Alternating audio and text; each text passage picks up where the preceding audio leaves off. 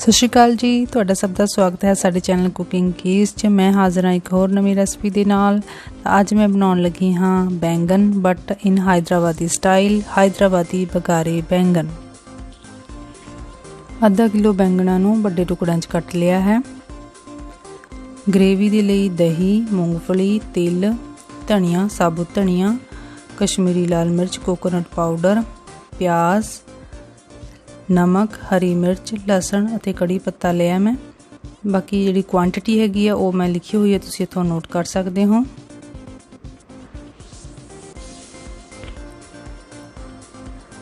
सब तो पहला मैं बैंगणा नूं तेल गर्म करके तल लवांगी। सो बैंगणा नूं मैं उदों तक तलांगी जदों तक ये गोल्डन ब्राउन कलर दे ना हो जाण। सो बैंगणा नूं तलन लई 5 मिनट तक का जो टाइम है लगता है मीडियम हीट ते। सो तुसीं देख सकते हो कि ये गोल्डन ब्राउन हो चुके हैं। तो हुण मैं इन्हां नूं तेल चों बाहर कढ लैंदी हाँ।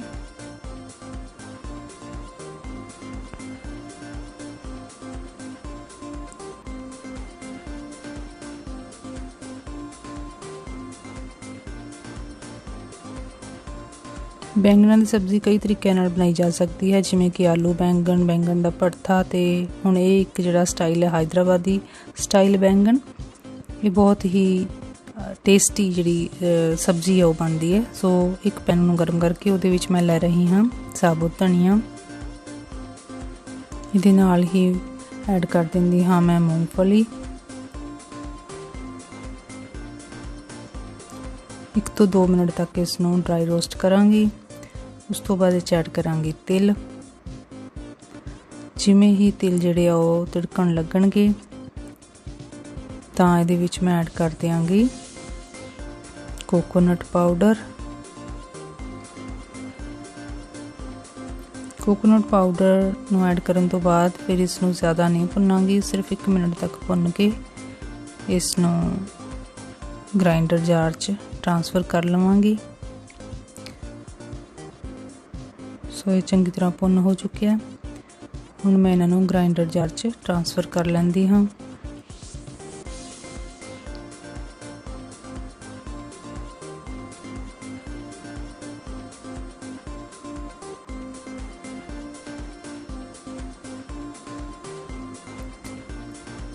इहदे विच हुण कुछ थोड़े जे होर मसाले जिमें कि कश्मीरी मिर्च ऐड कर देंगी। तो नाल ही ऐड कर देंगी मैं कर्ड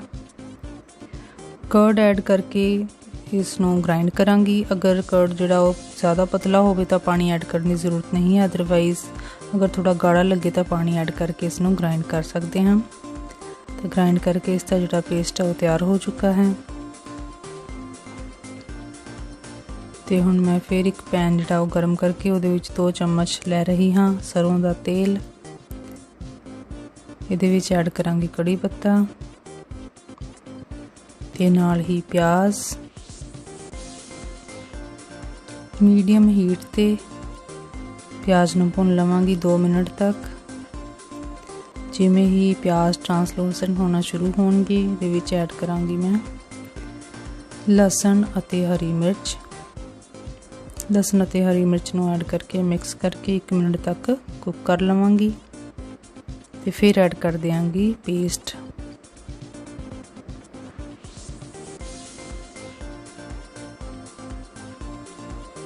पेस्ट ऐड करके मिक्स कर देंगी।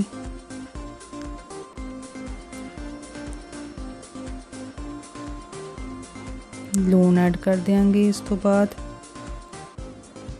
लून ऐड करके मिक्स करके 2 मिनट तक इसनूं पकाउणा है मीडियम हीट ते। 2 मिनट तक पकाउण तो बाद इहदे च बैंगन जिहड़े वो ऐड कर दांगे ते सॉफ्ट हत्थ दे नाल इसनूं मिक्स कर देंगे ताकि जिहड़े बैंगन पीसिस हैं वो सारे चंगी तरह कोट हो जाण मसाले च। ते थोड़ा जिहा गाढ़ा लग रहा, इस करके मैं थोड़ा पानी ऐड कर रही हाँ। पानी ऐड करके मिक्स कर देंगी ते कवर करके 5 मिनट तक पकाउण तो बाद चैक करांगे।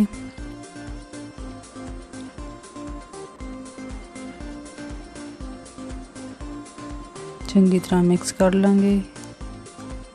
ਲਓ ਜੀ, ਹੈਦਰਾਬਾਦੀ ਬਕਾਰੇ ਬੈਂਗਣ ਬਿਲਕੁਲ ਤਿਆਰ ਹਨ। ਤੁਸੀਂ ਇਹਨਾਂ ਨੂੰ ਚਪਾਤੀ, ਪਰਾਂਠਾ ਕਿਸੇ ਵੀ ਚੀਜ਼ ਨਾਲ ਸਰਵ ਕਰ ਸਕਦੇ ਹੋ। ਤਾਂ ਅਗਰ ਤੁਹਾਨੂੰ ਇਹ ਰੈਸਪੀ ਪਸੰਦ ਆਈ ਹੋਵੇ ਤਾਂ ਲਾਈਕ, ਸ਼ੇਅਰ, ਕਮੈਂਟ ਕਰਨਾ ਨਾ ਭੁੱਲਣਾ ਤੇ ਕੁਕਿੰਗ ਕੀਜ਼ ਨੂੰ ਸਬਸਕ੍ਰਾਈਬ ਵੀ ਜ਼ਰੂਰ ਕਰ ਲੈਣਾ। ਬੈਲ ਆਈਕਨ ਵੀ ਪ੍ਰੈਸ ਕਰ ਦੇਣਾ ਤਾਂ ਕਿ ਆਉਣ ਵਾਲੀ ਇਸ ਤਰ੍ਹਾਂ ਦੀ ਹੋਰ ਵੀਡੀਓ ਤੁਹਾਡੇ ਤੱਕ ਬਿਨਾਂ ਕਿਸੇ ਦੇਰੀ ਦੇ ਪਹੁੰਚ ਸਕਣ। ਵੀਡੀਓ ਦੇਖਣ ਲਈ ਤੁਹਾਡਾ ਬਹੁਤ ਬਹੁਤ ਧੰਨਵਾਦ।